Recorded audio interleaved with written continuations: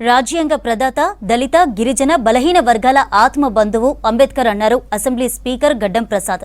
వికారాబాద్ జిల్లా కేంద్రంలో అంబేద్కర్ జయంతి సందర్భంగా ఆయన విగ్రహానికి పూలమాలలు వేసి నివాళులర్పించారు అసెంబ్లీ స్పీకర్ గడ్డం ప్రసాద్ కుమార్, ఎంపీ కొండా విశ్వేశ్వరరెడ్డి. అంబేద్కర్ రాజ్యాంగంలో కల్పించిన చిన్న రాష్ట్రాల ఏర్పాటు అంశంతోనే తెలంగాణ ఏర్పడిందన్నారు. ప్రతి పౌరుడికి సామాజికంగా, ఆర్థికంగా, రాజకీయంగా సమానమైన అవకాశాలు అందుతున్నాయి. ఊరి గుడిసెలో, గిరిజన గూడెలో పుట్టిన వారు కూడా దేశ అత్యున్నత పదవులు పొందుతున్నారు. అంటే దానికి కారణం, ఏకైక కారణం డాక్టర్ బిఆర్ అంబేద్కర్ గారు అందించిన రిజర్వేషన్లనే బ్రహ్మాస్త్రం.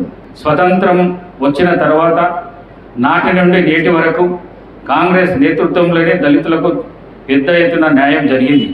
దేశంలోనే తొలి కాంగ్రెస్ ముఖ్యమంత్రి స్వర్గీయ దామోదర్ సంజయ్ దళిత బిడ్డ బట్టి విక్రమార్కని తెలంగాణ రాష్ట్ర ఉప ముఖ్యమంత్రిగా చేసింది ప్రజాప్రభుత్వం. ఆయన రాసిన రాజ్యాంగం వల్లనే నేను ఈరోజు రాష్ట్రంలో అత్యున్నత పదవి ఆయన శాసనసభాపతి అయ్యాను. జీవనది ఎల్లప్పుడూ ఎలా ప్రవహిస్తుందో అలాగే అంబేద్కర్ గారి విజ్ఞానం శతాబ్దాల పాటు ఈ దేశ యువతను స్ఫూర్తినిస్తుంది. రాజ్యాంగం కల్పించినటువంటి హక్కులు, స్వేచ్ఛ, స్వాతంత్రం, సంక్షేమ కార్యక్రమాల అమలు అందరికీ అందాలి. అప్పుడే అంబేద్కర్ గారి కన్న కళలు నెరవేరుతాయి. బాబాసాహెబ్ అంబేద్కర్ గారి ఆలోచనకు అనుగుణంగా ఈ రాష్ట్ర ముఖ్యమంత్రి రేవంత్ రెడ్డి గారి పరిపాలన రాష్ట్రంలో జరుగుతున్నది. ఆయనకు 30 డిగ్రీలు ఉన్నాయి. ఆ 30 డిగ్రీలు అని నాకు తెలియదు, కానీ పొలిటికల్ సైన్స్ చేసిండు, పెద్ద ఎకానమిస్ట్ ఉంటే ఆర్థిక శాస్త్రంలో నంబర్ 1 ఉండే ఆయన.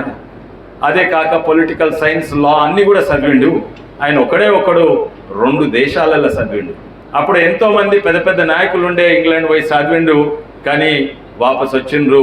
డిగ్రీ చేసింది ఒకటే డిగ్రీ, లా డిగ్రీ చేసిండు. ఈయన ఇంగ్లాండ్ పోయి చదివిండు, కానీ ఇంగ్లాండ్లో పరిస్థితులు ఎట్లుంటే రాజరికం ఉండేది, రాణీలు ఉండేది, హౌస్ ఆఫ్ లార్డ్స్ ఉండేది, అక్కడ ఆలోచన ఉండేది, ఆ ప్రాంతంలో ఆలోచన. కానీ ఈయన అమెరికాకు కూడా పోయి ఒక నాయకుడు భారతదేశంలో, ఇంగ్లాండ్లో, అమెరికాలో చదివిండు. అమెరికాలో ఎవరుంటారు? తెల్లోళ్ళు, నల్లోళ్ళు, మార్టిన్ లూథర్ కింగ్ ఉన్న దేశం అది. అక్కడ కూడా ఉంది. అక్కడ ఆలోచన వేరే. 2 ఆలోచనలు ఉండే భారతదేశంలో పుట్టిండు. ఆయనకున్నంత ఎక్స్పోజర్ ఎవ్వరికి కూడా లేకుండే. అందుకే ఆయన వచ్చినాక స్వాతంత్రం కొరకు ముందు అందరు నాయకులు కూడా, ఎంతోమంది నాయకులు ఉండేది, వాళ్ళకంటే ఎక్కువ అవగాహన ఉన్నాయి. నిన్న ఏషియా ఖండంలోనే 2 PhDలు చేసిన వాళ్ళు ఎవ్వరు లేకుండే, ఈయనొక్కడే ఉండే.